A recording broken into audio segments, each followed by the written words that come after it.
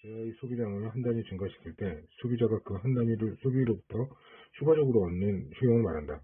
소비자의 합리적 선택, 효용의 극대화 행위를 설명하기 위한 한계 효용의 법칙, 구셈의 제2법칙, 한계 효용 근등의 법칙, 구셈의 제2법칙, 희소성의 법칙, 구셈의 3법칙을 통칭하여 구셈의 법칙이라고 한다.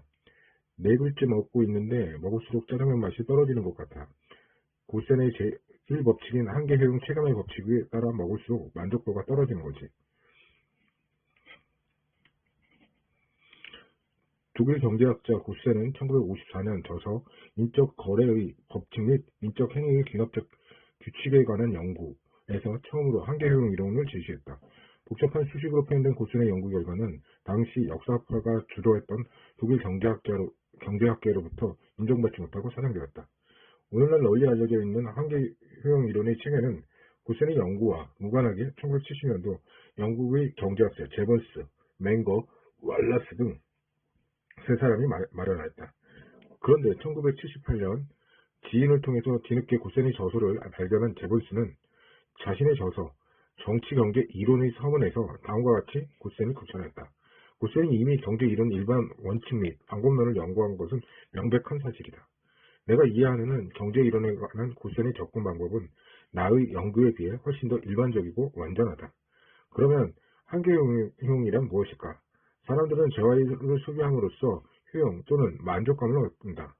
따라서 재화의 소비량을 점차 늘어나면 소비가 얻는 총 효용도 증가하는 것이 보통이다. 여기에 총 효용은 재화의 소비량 전체로부터 소비자가 얻는 누적 효용을 말한다. 한계 효용은 쉽게 말해 재화의 소비량을 한 단위 더 증가시킬 때 소비자가 그 한 단위 소비로부터 추가적으로 얻는 효용을 말한다. 한계 효용은 순증, 실질적 순전한 증가의 개념이다. 어떤 소비자가 허기를 달래려고 동일한 빵 3개를 순차적으로 먹는다고 하자. 이 소비자에게 첫 번째 빵은 10의 효용을, 두 번째 빵은 8의 효용을, 세 번째 빵은 6의 효용을 준다고 가정하자. 이 경우 3개의 빵은 각각 소비자에게 주는 효용은 순증 개념의 효용이므로 정확히 표현하자면 한계 효용이다. 물론 빵 3개 다 먹고 나서 소비자가 느끼는 총 효용은 24이다. 빵 3개를 다 먹고 총 효용 24를 누릴 것인가? 한 개만 먹고 10만 누릴 것인가? 한계 효용 체감의 법칙, 도센의 제1법칙은 어떤 재화의 소비량이 증가함에 따라서 그 법칙부터 얻는 한계 효용은 점차 감소한다는 현상이다. 물론 한계의 효용은 일시적으로 증가하는 추세를 보일 수도 있다. 국도로 허기진 사람은 앞선 사례와 반대로 빵 3개를 먹을 때까지 6, 8, 10 순으로 한계 효용이 점차 오를 것이다. 하지만 먹는 빵의 개수가 3개 이상으로 늘어나게 되면 어느 순간 급하게 허기는 달래지고 일정 시점 이후부터는 먹는 개수가 증가함에 따라서 새로운 빵 한 개가 주는 한계 효용도 점차 감소한다고 보아야 한다. 반대로 특정 재화의 소비량을 계속 줄여 나가면 그 재화에서 얻는 한계 효용은 증가 추세를 보이게 될 것이다. 한계 효용의 법칙, 고센의 제2법칙은 소비자가 2가지 이상의 재화를 소비한다고 할 경우 한계 효용은 모든 재화를 걸쳐 동일하게 재화를 소비할 때 효용이 극대화된다, 달성된다. 소비자가 2가지 이상의 재화를 소비한 경우 한계 효용은 모든 재화를 걸쳐 동일하게 재화를 소비할 때 극대화가 달성한다. 한계 효용 근등의 법칙, 고센의 제2법칙. 소비자가 2가지 이상의 재화를 소비한 경우 한계 효용이 모든 재화에 걸쳐 동일하게 소비할 때 효용 극대화가 달성된다. 사람들은 주어진 예산, 즉 예산 제약 상태에서 많은 재화를 소비하며 살아간다.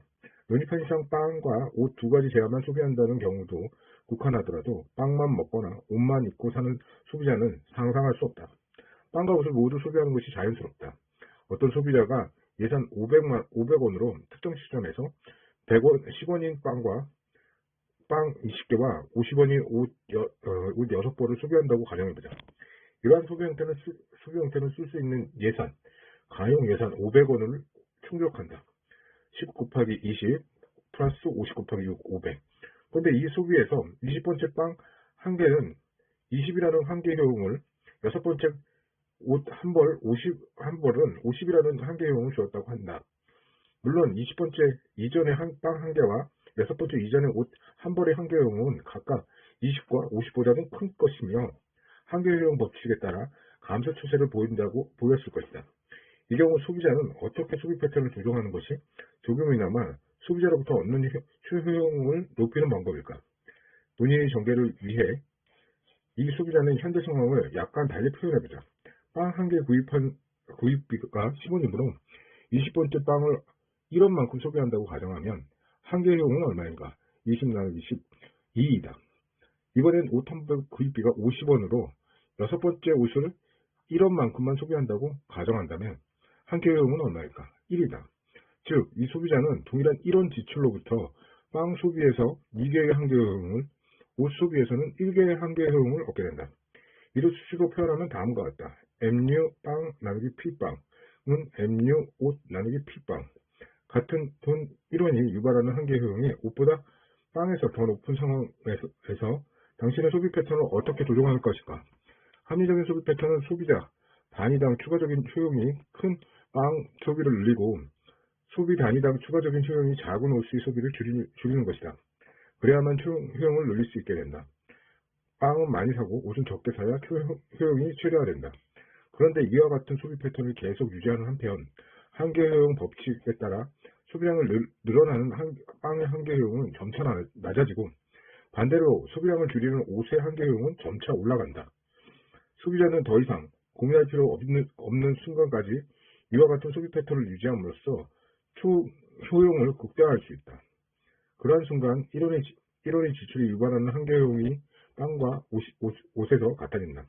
따라서 빵과 옷만 소비한 경우 효용 극대화를 달성하기 위한 조건을 수식으로 표현하면 다음과 같다. MU빵 나누기 P빵은 MU옷 나누기 P옷이다. 효용 극대화를 위한 조건은 재화의 개수가 2개 이상인 경우에는 2개 이상인 경우에도 달라져야 할 이유가 없다. 좀 더 구체적으로 소비자가 각 재화를 1원만큼 소비한 경우 그로부터 얻게 되는 한계효용은 모든 재화에 걸쳐 동일한 소비가 일어날 효용 극대화가 달성된 것이다. 이러한 사실은 한계효용 균등의 법칙이라고 하며 소비 대상 N개의 재화일 경우 다음과 같은 수식으로 표현된다. MU1 나누기 P1 MU2 나누기 P2 쭉쭉 MUN 나누기 PN. 고세는 3 법칙은 어떤 재화가 경제적 가치를 갖기 위해서는 그 가치가 무한정 소비할 수 없어야 한다. 즉, 희소한 가치의 재화에만 가격을 매길 수 있다는 것이다. 한계효용의 법칙을 설명하기 위해서 한계효용과 함께 재화의 가격이 전제되어야 한다. 가격은 한마디로 희소한 것의 경제적 가치다. 그렇다면 희소성이 경제적 가치로 전환될 수 있는 논리는 무엇일까? 다이아몬드는 나와 같은 귀부인한테만 어울려. 결혼기념일 선물로 다이아몬드를 딱이지. 다이아몬드는 능력 있는 여자라는 것을 과시하고 싶어. 다이아몬드로 능력 있는 여자라는 걸 과시하고 싶어. 희소성은 모든 인간의 욕망을 충족시키기에 어떤 것도 충분할 수 없음을 의미한다. 따라서 무언가 희소한 것을 쟁취하려면 필연적으로 경쟁할 수밖에 없다. 인간의 욕망은 끝이 없고 원하는 것이 한정되어 있기 때문이다.